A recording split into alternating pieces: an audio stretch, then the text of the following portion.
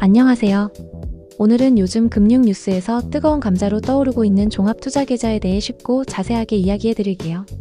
IMA는 이름만 들어서는 조금 어렵게 느껴질 수 있지만 사실 우리에게는 굉장히 매력적인 투자 기회일 수 있어요. 특히 원금 보장이라는 키워드 때문에 많은 분들이 관심을 가지고 계신데요. 투자를 잘 모르시는 분들도 제 설명을 들으면 IMA의 장단점을 확실하게 파악하고 자신에게 맞는 상품인지 판단하실 수 있을 거예요. 자, 그럼 IMA가 무엇인지, 왜 이렇게 인기가 많은지, 그리고 우리가 투자할 때 꼭 알아야 할 점들은 무엇인지 차근차근 시작해 보겠습니다. IMA는 인터그레이터드 매너지먼트 어카운트의 줄임말이에요. 한국말로는 종합투자계좌라고 부르죠. 이걸 은행의 종합통장이라고 생각하시면 이해하기 쉬워요. 은행의 종합통장은 돈을 넣어두면 은행이 알아서 국채나 안정적인 곳에 굴려주고 우리는 약속된 이자를 받죠. 증권사의 IMA는 돈을 넣어두면 증권사가 알아서 기업과 관련된 곳에 투자를 하고 우리는 그 수익을 나눠받는 방식이에요. 핵심은 IMA는 증권사가 우리의 돈을 받아 전문적으로 운용해주는 투자 상품이다. 이렇게 기억하시면 됩니다. IMA는 일반적인 펀드나 적금처럼 아무 증권사나 만들 수 있는 상품이 아니에요. 국가에서 정한 아주 까다로운 조건을 통과한 초대형 투자은행 자격을 가진 증권사만 취급할 수 있습니다. 자기 자본이 8조 원 이상이어야 해요. 현재 가능한 증권사로는 한국투자증권, 미래에셋증권 등이 이 조건을 갖추고 있어요. 이게 왜 중요할까요? 돈을 굴리는 주체가 아주 크고 탄탄한 대형 금융회사라는 뜻이거든요. 그만큼 믿을만하다는 이야기이긴 하지만 뒤에서 이야기할 원금 보장과 연결되는 중요한 포인트입니다. 은행이 우리의 돈을 국채나 아파트 대출 같은 안정적인 곳에 주로 굴린다면 IMA는 좀 더 생산적인 곳에 투자하도록 설계되어 있어요. 핵심적인 투자 대상은 기업과 관련된 자산의 70% 이상 투자해야 해요. 예를 들면 막 성장하려는 혁신 기업에 돈을 빌려주는 기업 대출이나 기업이 발행한 채권을 사는 것, 기업의 인수합병에 참여하는 것 등이 해당돼요. 쉽게 말해 IMA는 우리가 낸 돈을 모아서 대한민국 경제를 키우는 기업들을 지원하는 데 쓰는 거라고 보시면 돼요. 그리고 기업이 잘 되면 그 수익을 우리에게 돌려주는 구조입니다. IMA에 대해 사람들이 가장 궁금해하는 두 가지는 바로 원금이 정말 보장되나요와 이율이 얼마나 높나요? 일 거예요. 이 두 가지를 자세히 파헤쳐 보겠습니다. 결론부터 말씀드리면 IMA는 증권사가 원금을 돌려주겠다고 약속하는 상품이 맞습니다. 하지만 은행의 예금과는 그 성격이 완전히 달라요. 우리가 은행에 예금을 하면 만약 은행이 망하더라도 예금자 보호법이라는 법에 따라 나라가 최대 5천만 원까지 우리의 돈을 돌려주겠다고 약속하고 있어요. 이건 법으로 정해진 보호예요. IMA는 예금자 보호 대상이 아닙니다. 나라가 법적으로 우리의 돈을 보호해주지는 않아요. 대신 IMA를 판매한 초대형 증권사가 계약서의 만기가 되면 원금은 반드시 돌려주겠습니다 라고 직접 약속을 하는 거예요. 이 차이의 의미는 뭘까요? 증권사가 운용을 잘못해서 손실이 나더라도 만기가 되면 증권사가 자기 돈으로 손실을 메꾸고 우리에게 원금을 돌려줘야 합니다. 이래서 원금 보장이라는 말이 붙는 거예요. 하지만 만약 이 초대형 증권사 자체가 심각한 경영 악화로 파산하게 된다면 나라의 보호를 받을 수 없기 때문에 원금 손실 위험이 생길 수 있습니다. 다만 8조 원 이상의 초대형 금융사가 파산하는 일은 극히 드물다고 보고 있습니다.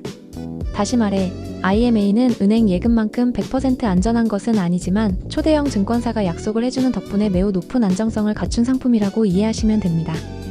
IMA가 관심을 끄는 두 번째 이유는 바로 높은 기대 이율입니다. 은행 예금이 연 3, 4%대라고 할 때 IMA는 보통 그보다 더 높은 수익률을 목표로 합니다. 시장 상황에 따라 다르지만 연 4%대부터 최대 8%대까지도 가능할 것으로 보고 있어요. 왜 더 높을까요? 은행보다 조금 더 위험하지만 수익성이 좋은 기업 대출이나 회사채에 투자하기 때문에 더 높은 수익을 기대할 수 있습니다. 그리고 대형 증권사의 전문 인력들이 가장 수익성 높은 곳에 돈을 굴리기 때문입니다. 여기서 중요한 사실, 이 수익률은 확정된 이자가 아니라 목표 수익률이라는 것을 명심하셔야 해요. 투자의 결과에 따라 수익이 더 높을 수도 낮을 수도 있습니다. 하지만 원금은 약속대로 보장받을 수 있다는 것이죠. IMA는 투자하는 대상에 따라 크게 두 가지 유형으로 나뉘어 출시될 가능성이 높아요. 첫째는 안정형을 선택해서 은행 이자보다 조금만 더 받고 짧게 운용하거나 투자형을 선택해서 높은 수익을 노려보는 전략을 쓸 수도 있어요. IMA가 매력적인 것은 사실이지만 모든 금융 상품에는 장점과 단점이 있습니다. 투자를 결정하기 전에 꼭 꼼꼼히 따져봐야 합니다. IMA의 확실한 장점은 높은 수익성과 원금 지급 약속이에요. 은행 예금의 안전성과 펀드의 수익성을 합친 것 같은 효과입니다. 투자를 망설이는 분들에게 좋은 중간 단계의 상품이 될 수 있습니다. 그리고 8조 원 이상의 초대형 증권사가 망할 가능성은 매우 낮기 때문에 원금 보장 약속의 신뢰도가 높습니다. IMA의 치명적인 단점과 주의할 점은 유동성 제약, 즉 돈을 묶어둬야 해요.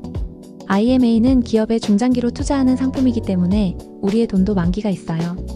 보통 1년에서 길게는 7년까지도 설정될 수 있습니다.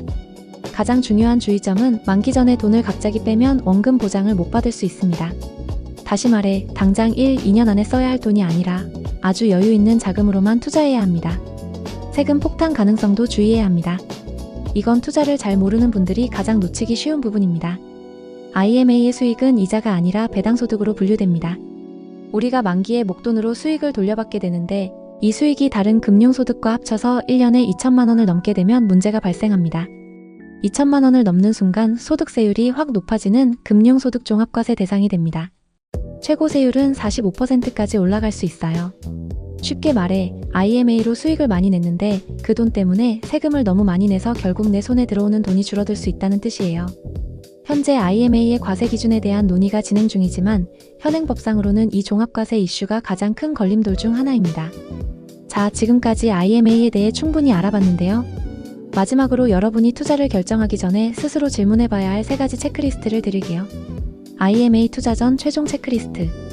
나는 이 돈이 최소 3, 5년 동안 없어도 괜찮은가?